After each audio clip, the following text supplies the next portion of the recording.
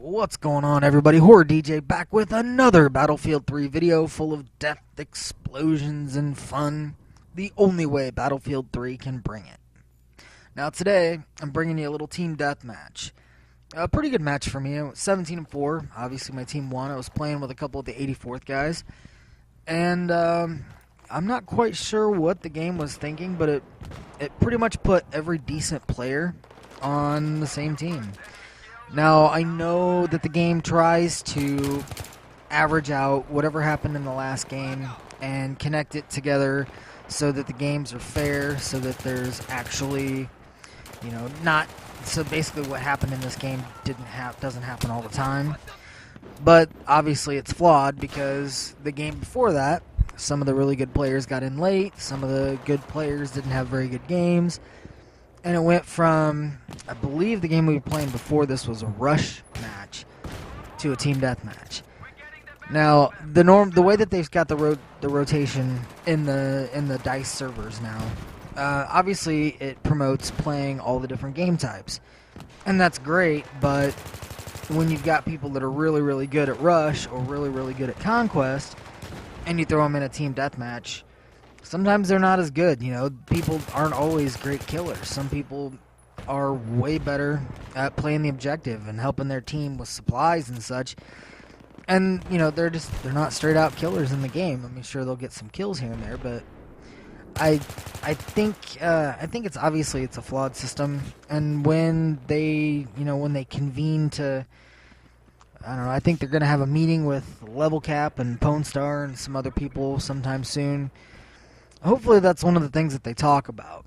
That's actually what I kind of want to spend the majority of this video talking about. I don't know if you've seen the video or not, but I'm sure most of you have, that Pone Star and Level Cap and a few other commentators put out talking about how DICE needs to step up their game and make their changes and make sure that everything, in the game is the way it's supposed to be. And I completely agree with everything that they'd said in their video, and I completely agree with their reasons behind it. But at the same time, I think they're a little bit harsh. I mean, they've fixed a lot of things. A lot of the criticisms that people had prior to the main patch were addressed. The USAS frag rounds were nerfed heavily. I mean, they're still deadly, but they're not nearly as deadly with the splash damage and everything like they were in the past. And as a developer, they're holding up their end of the bargain for the most part. I mean, they've gone a little crazy with some of the suppression. Once you get used to it, it's not nearly as bad. I mean, at the beginning, when that patch first came out, it was a completely different game, and, it was almost not even fun. Once you get used to it and how to counter it, it goes back to almost the way it was pre-patch. If you've always got somebody running squad cover, you don't notice it nearly as bad.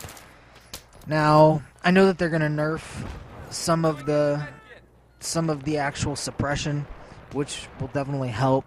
Once you get used to the new recoil of the guns, it really doesn't make that much of a difference. You can pretty much play the game the way you did before. I've learned to run and gun again. It was just, like I said, starting over, almost like a new game. And with it being a new game, since, post-patch, there are just certain things that need a feeling out process.